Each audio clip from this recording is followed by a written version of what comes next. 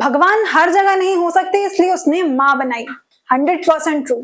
ये डायलॉग है 2017 में आई फिल्म मॉम का। नमस्कार, आदाब, सत श्री अकाल, मैं गुंजन सिंह और आप देख रहे हैं ये जानना तो बनता है। आज की स्टोरी एक माँ के ऊपर है, या यूं कहें कि एक इंसाफ के ऊपर है, क्योंकि अगर ऐसा इंसाफ होने लग जाए तो निर्भया, अभया जैसी हजारों रेप होने ही बंद हो जाएं। इस कहानी की शुरुआत होती है जर्मनी से, जब 3 जून 1950 को मरियन बैकमायर का जन्म हुआ। मैरी की किस्मत समझो ऊपर वाले ने एक जेल पेन से लिखी थी, और जब लिखी तो उसी वक्त पानी गिर गया, जिस वजह से पेन की इंक के साथ साथ मैरी की किस्मत भी बिखर गई। मैरियन की जिंदगी मुश्किलों में गुजरी, गरीबी में बचपन गुजरा, माँ बाप का झगड़ा बढ़ा, बेटी ने सब कुछ सहा, पढ़ाई में मन ना लगा, लगता भी कैसे, दिमाग में माँ बाप का फुल ऑन झगड़ा भरा था। समय के साथ जब मरियम 16 साल की हुई तो उनके माँ बाप का डाइवोर्स हो गया और उनकी माँ ने दूसरी शादी कर ली। लड़की पर ध्यान देने वाला कोई नहीं था, इसलिए 16 साल की मरियम प्रेग्नेंट हो गई। 2 बच्चों को जन्म दिया, लेकिन जब खुद का ठौर ठिकाना नहीं तो बच्चों को कैसे पालती, इसीलिए उसने अपने बच्चों को दान कर दिया, या यूं कहें कि जिनके बच्चे नहीं थे उन लोगों को मरियम ने बेच दिया। 1973 में जब मरियम ने शादी की तो उसकी शादी भी उसके माता पिता जैसी हो गई। मरियम को एक बेटी हुई, लेकिन इस बार उसने सोचा कि वो इस बच्ची को रखेगी, भले अकेले पालना पड़े, लेकिन वो किसी के साथ नहीं रहेगी। मरियम नहीं चाहती थी कि बच्चे पर झगड़े का झा भी पड़े, इसलिए उसने अपने पति से तलाक ले लिया।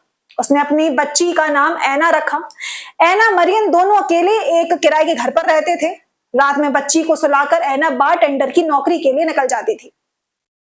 5 मई 1980 जब ऐना 7 साल की हो चुकी थी, दोनों खुशी से अपनी जिंदगी बिता रहे थे, लेकिन एक दिन जब ऐना अपने दोस्त से मिलने के लिए गई तो कभी नहीं लौटी। दरअसल ऐना मैरियन से कुछ डिमांड कर रही थी, लेकिन उसकी सैलरी और ऐना की डिमांड बड़ी थी। ऐना छोटी थी, इसलिए मैरियन ने उसे समझाने की जगह उसकी बात को टालना जरूरी समझा। ऐना ने देखा कि मम्मी तो ध्यान ही नहीं दे रही, इसलिए ऐना गुस्से से ये कहकर निकल गई कि मुझे नहीं रहना आपके साथ, मैं जा रही हूँ अपने दोस्तों के पास। मैरियन को पता था कि ऐना कहाँ जा सकती है, इसलिए उसने भी जाने दिया। शाम को जब मैरी घर पर लौटी, उसने पाया कि ऐना तो घर पर ही नहीं है। उसने आसपास पूछा, लेकिन ऐना कहीं नहीं मिली। देर रात तक भी जब ऐना घर नहीं लौटी, उसकी माँ सीधे पुलिस स्टेशन गई, उसकी गुमशुदगी की रिपोर्ट लिखा दी। पुलिस ने ढूंढने की काफी कोशिश की, लेकिन उसका कहीं पता नहीं चला। फिर एक रोज एक शख्स पुलिस के पास आया और उसने कहा कि उसे ऐना के बारे में कुछ बताना है, क्योंकि वो जानता है ऐना कहाँ है। दरअसल मैरियन के पड़ोस में एक 35 वर्ष का क्लॉज ब्रांगो नाम का शख्स रहता था। ऐना को बाहर जाते देखा और उसका पीछा करने लगा। ऐना को यह पता था कि ये पड़ोसी है, लेकिन ऐना और मैरियन उसके पास्ट के बारे में नहीं जानती थी। ये आदमी पहले भी 2 छोटी बच्चियों के साथ शोषण के आरोप में 2 बार जेल काट कर आ चुका है वापस। और उसके बाद सन 1976 में इसने अपना ट्रीटमेंट करवाया, जिसके बाद इसका दिमागी संतुलन ठीक हो गया था, या यूं कहें कि हार्मोन्स कंट्रोल हो गए थे। बार बार जेल जाने की वजह से उसने खुद अपनी मर्जी से एक मेडिकल प्रोसीजर के जरिए खुद को नपुंसक बना लिया। लेकिन इस ट्रीटमेंट के बाद उसे एक लड़की पसंद आई। उस लड़की को जब क्लॉज के बारे में पता चला तो वो उसे छोड़कर चली गई, जिस वजह से क्लॉज ने फिर से ट्रीटमेंट करवाया। पुलिस को पता था कि क्लॉज ऐसा कुछ नहीं कर सकता, क्योंकि वो तो नपुंसक है, लेकिन शक के आधार पर पुलिस ने क्लॉज की रिपोर्ट से लेके दोबारा ट्रीटमेंट की बात भी पता लगा ली। क्लॉज ने जिस डॉक्टर से ट्रीटमेंट करवाया था, उसी डॉक्टर को पैसे देकर उसके दोबारा ट्रीटमेंट की बात छुपाने के लिए उसने पैसे भी दिए थे कि मैंने दोबारा ट्रीटमेंट करवाया है, ये किसी को पता नहीं चलना चाहिए। पुलिस तो पुलिस है, जब पुलिस को सब पता चला तो पुलिस की थोड़ी सख्ती और क्लॉज का पूरा सच बाहर। उसने पूरी कहानी बताई। हुआ यूं कि उस रोज जब ऐना अपने घर से निकली, रास्ते में उसकी मुलाकात क्लॉज से हुई। अब जो कि अंकल पड़ोसी थे, ऐना जानती थी, इसलिए ऐना ब्रॉस्की के साथ उसके घर पर चली गई। उसके बाद उसने ऐना का यौन शोषण किया और अंत में उसकी हत्या कर डाली। उसने ऐना के शव को एक कार्डबोर्ड के बक्से में डालकर पास की नहर में फेंक दिया। क्लॉज ने अपराध कबूल कर लिया। हालांकि जब अदालत में उसके खिलाफ कार्रवाई शुरू हुई तो उसने एक नई कहानी बनाई। उसने कहा कि उल्टा ऐना मुझसे पैसे मांगती थी और मुझे ब्लैकमेल करती थी और धमकी भी दे रही थी, लिहाजा गुस्से में मैंने आकर उसको मार डाला। केस एक बच्ची की हत्या से जुड़ा था, इसलिए यह मामला मीडिया में उछला। पूरे देश में सब लोगों को इस केस की खबर मिली। लोगों का गुस्सा फूट पड़ा क्योंकि लोग जानते थे कि क्लॉज झूठ बोल रहा है। एक 7 साल की बच्ची, उसमें कितनी अकल। केस लंबा चला, रोज अदालत की कार्रवाई होती है और इस दौरान एक शख्स हमेशा वहां मौजूद रहता है, ऐना की मां मरियम। ये अपनी बेटी की मौत से दुखी थी, ऊपर से उसे सुनना पड़ रहा था कि उसकी बेटी की ही गलती है। क्लॉज ने सिर्फ इतना ही नहीं कहा, उसने एक नया खुलासा भी किया। उसके वकील ने दावा किया कि नपुंसक बनने के प्रोसीजर के चलते उसका हार्मोन संतुलन बिगड़ गया है, इसी के चलते उसे गुस्से के भयंकर दौरे पड़ते हैं।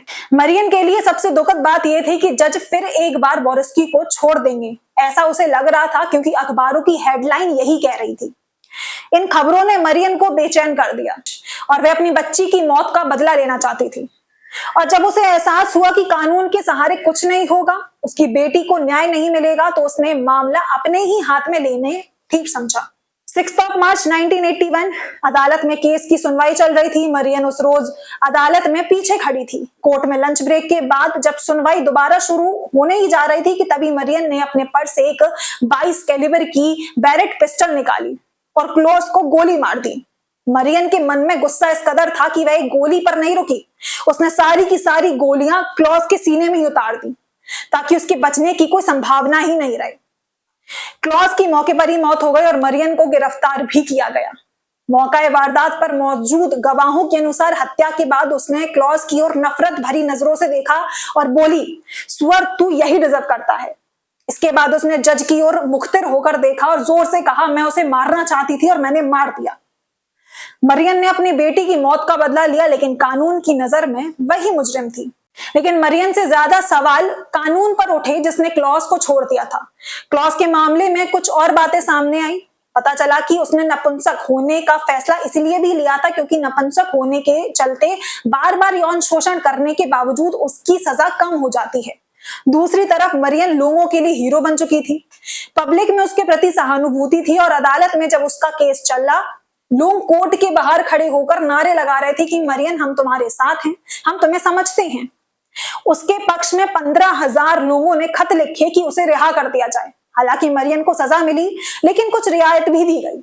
उसे मात्र 6 साल की जेल हुई, लेकिन सिर्फ 3 साल सजा काटने के बाद उसे रिहा भी कर दिया गया। मरियम इसके बाद देश छोड़कर बाहर चली गई। उसने एक और शादी की, लेकिन उसकी जिंदगी कभी पहले जैसी नहीं हो पाई। 1996 में उसकी कैंसर से मौत हुई और मौत के बाद उसे उसकी बेटी ऐना के बगल में ही दफना दिया गया। आगे चलकर मरियम की कहानी इतनी फेमस हुई कि उस पर एक नाटक, 3 फिल्में और 3 डॉक्यूमेंट्री भी बनी। इनमें से एक फिल्म का नाम था no time of tears, the बैकमायर केस। कुछ रियलिटी के शॉर्ट्स यूट्यूब पर भी आपको देखने को